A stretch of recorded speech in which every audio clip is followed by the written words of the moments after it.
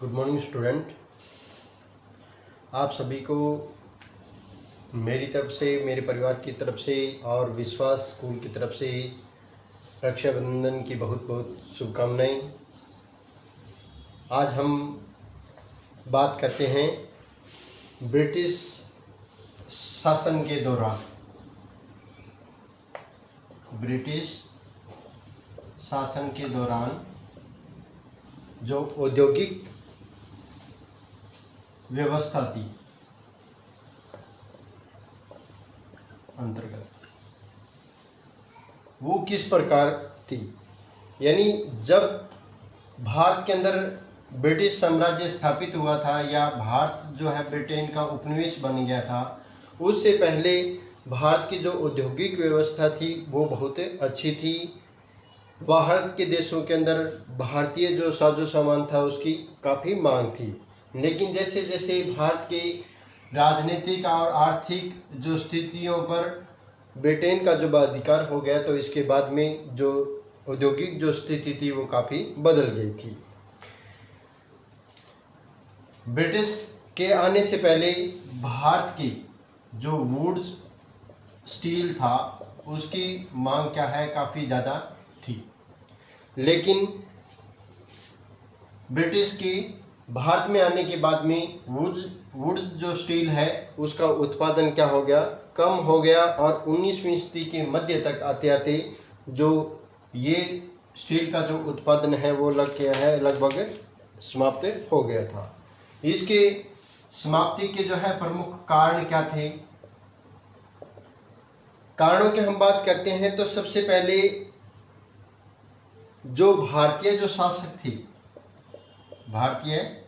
जो शासक थे वो अपनी स्वतंत्रता खो चुके थे, जिससे क्या हो गया था, उनके द्वारा इस्तेमाल होने वाले तलवार और अन्य प्रकार के जो औजार थे उनकी मांग क्या है, कम हो गई, क्योंकि वो पूर्णतः स्वतंत्र नहीं रह चुके थे। उस पर किसका अधिकार हो गया था, ब्रिटेन का अधिकार हो गया था, या ब्रिटिश जो है साम्राज्य है उसका अधिकार हो गया था। इसके अधिकार क्षेत्र में आने के बाद में भारतीय शासकों द्वारा प्रयोग होने वाली जो तलवार और अन्य प्रकार के जो औजार होते थे, जो हथियार होते थे, उसका जो इस्तेमाल है वो बहुत कम रह गया, उसकी मांग कम हो गई। दूसरा, ब्रिटिश जो है अपने देश में बने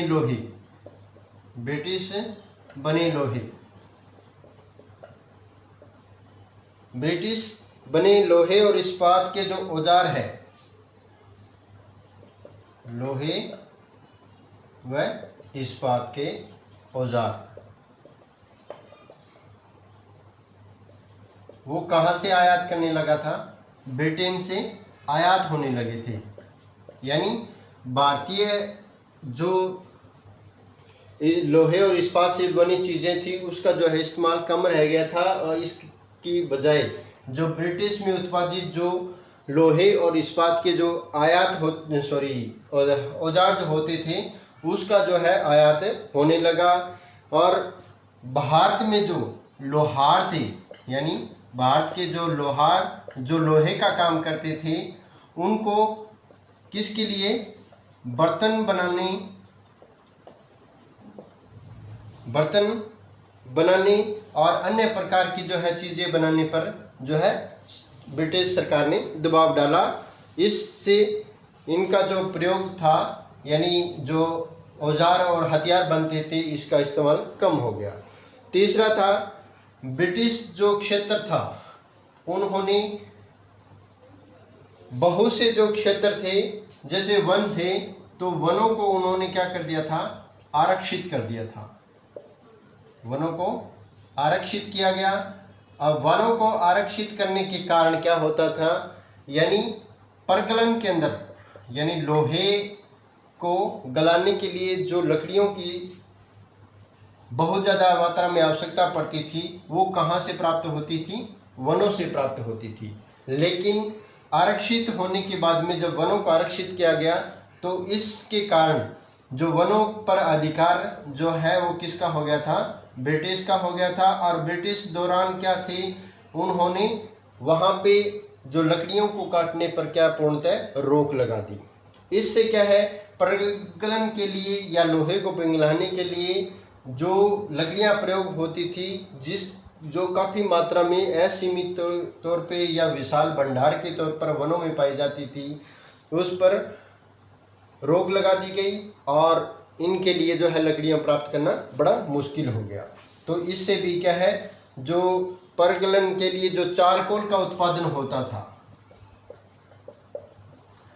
चारकोल उत्पादन के अंदर क्या है, काफ़ी कमी आ गई और इसके कारण जो ये उद्योग है वो ठप पड़ गए। जो भट्टियाँ के लिए जो लकड़ियों का प्रयोग किया जाता था वो अब उसमें नहीं होने लगा। इसके साथ साथ ब्रिटिश ने कई प्रकार की जो नीतियां थी, जिनके कारण जो भारत में कारीगर थे या जो प्रगलन के लिए जो दस्तकार होते थे, वो लोहे से जो वस्तुएं बनाते थे वो क्या है, कीमती होती थी, कीमती होती थी। जबकि जो ब्रिटिश आयातित जो चीज़ें होती थी, ब्रिटिश आयात से जो औजार या जो हथियार आया जाते थे वो क्या होते थे, सस्ते होते थे, जिसके कारण भी क्या है, इनका प्रचलन जो है काफ़ी कम रह गया। तो इस प्रकार बहुत से जो दस्तकार थे वो क्या है, अपने जीवन यापन के लिए अन्य प्रकार के साधनों में लग गए और अपनी जो दिनचर्या है वो अपनाने लगे।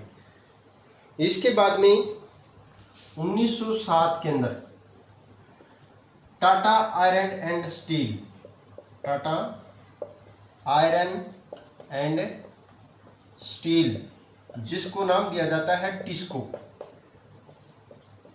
टिस्को की स्थापना कब हुई थी, 1707 में हुई थी। और इसकी स्थापना किसने की थी, जमशेदजी टाटा ने, जमशेदजी टाटा, इन्होंने इसकी जो है स्थापना की थी। और इनकी इस उद्योग की जो स्थापना है वो स्वर्ण रेखा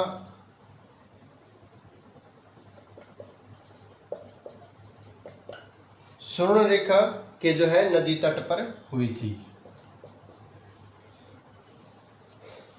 बाद में टाटा यानी टिस्को की स्थापना के बाद में बहुत से जो अन्य हैं, लोहा और इस्पात जो उद्योग है, लोहा और इस्पात जो उद्योग है वो बंगाल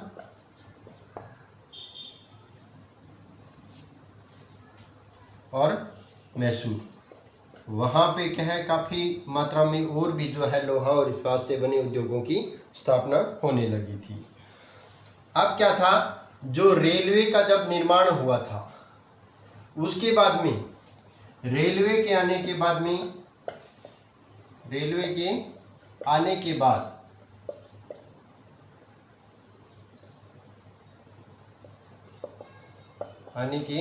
बाद कोयले की जो मांग थी वो काफ़ी बढ़ गई थी।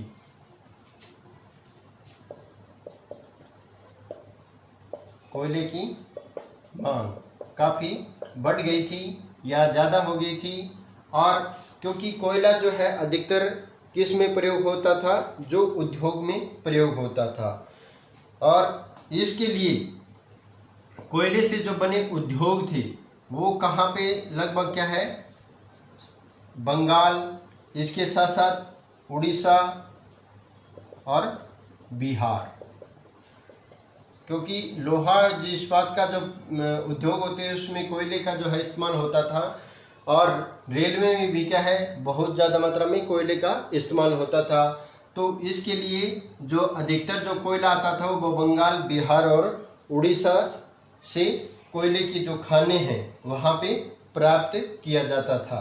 समय के साथ साथ बहुत से अन्य उद्योग जैसे चीनी उद्योग, सीमेंट उद्योग,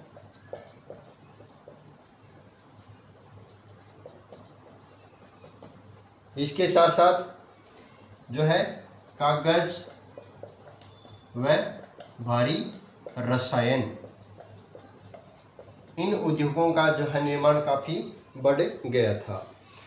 क्या है, अभी भी जो भारत में जो औद्योगिक जो विकास की जो प्रक्रिया थी, औद्योगिक विकास की जो प्रक्रिया थी वो क्या थी, बहुत धीमी थी। औद्योगिक विकास जो है वो धीमा था, क्योंकि ब्रिटेन के अंदर जो वस्तुओं का जो उत्पादन होता था वो किन के द्वारा होता था, मशीनों के द्वारा उत्पादित होता था। और इसके कारण भारतीय जो उत्पाद थे वो ब्रिटिश में बने यानी ब्रिटेन में बने उत्पादों का जो है मुकाबला करने में बहुत ही कम सक्षम थी, जिससे भारतीय बाज़ारों के अंदर जो सामान ब्रिटेन से लाया जाता था, यानी ब्रिटेन से जो आयात होता था उस पर किसी भी प्रकार का क्या है, कर नहीं लगता था। और इसका जो है सीधा जो प्रभाव है वो किस पर पड़ता था, भारतीय उद्योगों पर पड़ता था, क्योंकि भारतीय उद्योगों के द्वारा जो उत्पादित वस्तुएं होती थी उस पर कर लगाया जाता था। और सबसे ज़्यादा जो फायदा है वो किसको होता था, ब्रिटेन को होता था।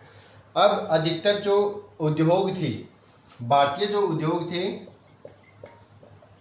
भारतीय जो उद्योग थे वो किसके अधिकार क्षेत्र में थे, ब्रिटिश अधिकारियों के यानी ब्रिटिश अंग्रेजों के अधिकार में थे। इससे भारी जो मुनाफा होता था वो किसको होता था, ब्रिटेन को होता था।